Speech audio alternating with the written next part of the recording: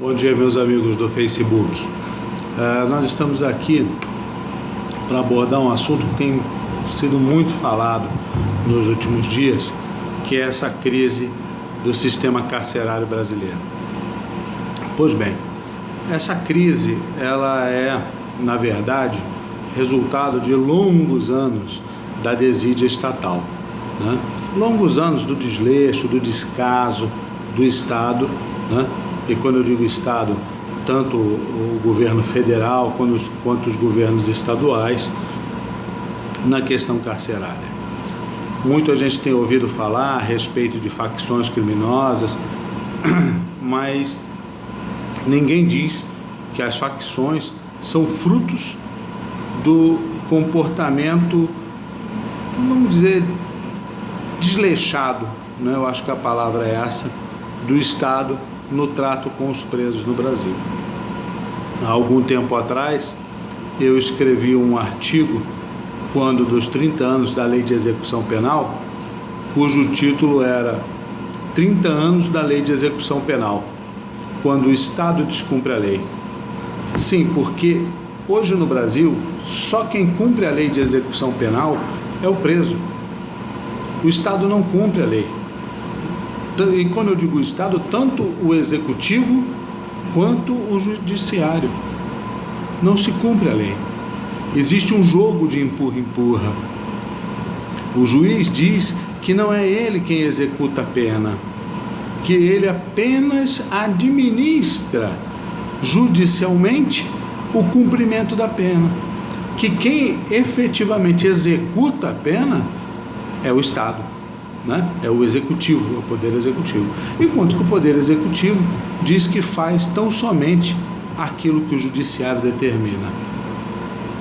Vejam bem, está prevista na Lei de Execução Penal uma série de questões que foram simplesmente abandonadas. Por exemplo, a classificação de presos. A lei determina que o preso seja classificado e separado, levando em consideração a sua idade, a sua escolaridade, o tipo de crime que praticou-se com ou sem violência, se ele é primário ou se é reincidente, exatamente para que o presídio não seja uma pós-graduação no crime, para que o crime não seja uma universidade. O surgimento, por exemplo, do chamado PCC em São Paulo ocorre justamente após o massacre do Carandiru, exatamente para se opor às condições degradantes que existiam naquele presídio. E essas condições, nós estamos falando aí de um massacre de 1992, ou seja, mais de 20 anos. E essas condições degradantes continuam a existir em todas as unidades prisionais. Por exemplo, no estado de São Paulo, todas as unidades prisionais, todas, sem exceção, todas, têm a sua lotação perto do dobro da capacidade. E aí eu me pergunto, por que os senhores diretores de presídios e de CDPs, que são os Centros de Detenção Provisória, continuam a receber presos? Eles poderiam se recusar, eles poderiam dizer, olha, não cabe mais, mas continuam a receber presos porque também recebem verbas para administrar esses presos. Por isso, hoje o preso custa caro, porque as verbas são distribuídas pelo número de encarcerados. Então, amigos, nós precisamos, antes de tudo, deixarmos de sermos uma sociedade hipócrita. Sim, porque as nossas leis são leis garantistas. São leis que, antes de tudo, tratam da dignidade da pessoa humana. E o retrato dos nossos presídios vai diretamente contra a dignidade da pessoa humana. Nós não podemos esperar que uma pessoa tratada como aqueles que estão nos nossos presídios, nas nossas unidades prisionais, possam ser considerados humanos. Eles erraram, devem ser punidos por isso, porque eu não acredito em ressocialização. A ressocialização é uma utopia, mesmo porque muitos que estão lá não precisam ser ressocializados. Quando cometeram crimes, estavam inseridos na sociedade de maneira normal, né? Eles precisam ser punidos. Cometeram erros e precisam ser punidos. Mas a própria lei diz que o preso, que o custodiado, ele não perderá os outros direitos que não a sua liberdade, que não aqueles atingidos pela pena.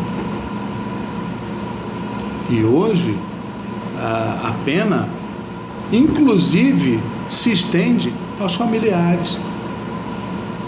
Esses têm violado a sua intimidade, são constrangidos durante as visitas, já desde o momento que chegam na porta.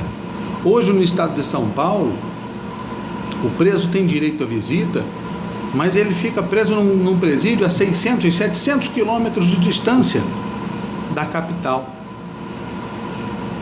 Isso, se não impede, torna muito difícil a visita e a convivência com seus familiares, que é uma das questões que contribuem para que o preso se reeduque.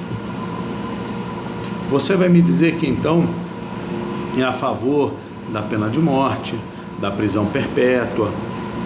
Eu não vou discutir essas questões, basta que esteja na lei. Nós, como advogados, estamos aqui para defender a lei, para defender o direito. Então, se você é a favor da pena de morte, se você é a favor da prisão perpétua, trabalhe para que isso esteja na lei. Vá lá, converse com o seu deputado, com o seu senador. Mas hoje o que nós temos é uma sociedade hipócrita que faz leis garantistas, né? Que se manifesta no texto da lei como uma sociedade que quer reeducar o preso, que quer ressocializar o preso, mas na prática constrói masmorras e joga a chave fora. Deixa o preso lá em condições degradantes. Visite qualquer presídio e você vai ver cheiro de urina, cheiro de fezes e outras tantas coisas que não convém a gente mencionar. Vejam, agora é muito simples dizer que são bandidos, mas nós precisamos entender que existem alguns tipos de crime. Existem os crimes que são aqueles que são crimes que eu chamo de índole, como o estupro, por exemplo. Eu posso afirmar, jamais cometeria um estupro, não faz parte da minha índole. Existem os crimes de ocasião, como o roubo, por exemplo. É um crime de ocasião, né? Ocasião no sentido da pessoa ou estar passando por uma ocasião de necessidade ou ver uma facilidade para a prática do roubo e aí comete o crime. E há os crimes que eu considero crimes, na maioria das vezes, de acidente, como o homicídio. Qual de nós pode afirmar que amanhã ou depois não cometerá o crime de homicídio, que não se envolverá numa briga e cegado pelo ódio, pela raiva, matará outro? Qual de nós pode afirmar que num acidente de trânsito não cometerá um crime de homicídio? E aí estaremos nós ou nossos parentes nesse sistema carcerário falido. Há mais de 20 anos os governos negligenciam. É como fazer obra em esgotos, obra de saneamento básico. Ninguém quer fazer, não dá para pôr placa, não dá para anunciar, não dá para mostrar a obra. Agora nós precisamos agora resolver o que nós queremos fazer com esses presos, porque eles vão voltar para a sociedade. Isso é certeza. Mais dia, menos dias, eles vão voltar para a sociedade. E o que nós queremos? Que eles voltem pós-graduados no crime? Ou nós queremos que eles voltem tendo condições de conviver com a sociedade em geral? Para encerrar, amigos, há mais de 20 anos, Darcy Ribeiro, um educador reconhecido mundialmente, disse que se naquela época não se construíssem as escolas necessárias, em 20 anos faltaria dinheiro para construir os presídios necessários. E é o que nós estamos vendo. O governo hoje não tem dinheiro para construir presídios. A política é de encarceramento. E pior, encarceramento do pobre.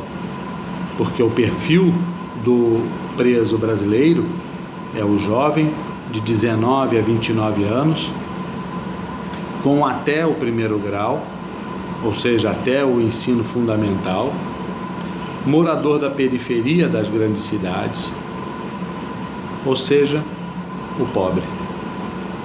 Existe uma política de encarceramento do pobre. Num país como o nosso, hoje são 700 mil presos aproximadamente. É muita coisa.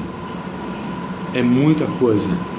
Se nada mudar, em 10, 15 anos, metade da população vai estar encarcerada. Metade da população produtiva vai estar encarcerada. Então, antes de dizer, foi bandido que morreu, vamos analisar essas questões. Vamos cobrar do Estado que cumpra a lei. Nós não queremos nem mais, nem menos, apenas que a lei seja cumprida. Um abraço, bom dia para todo mundo.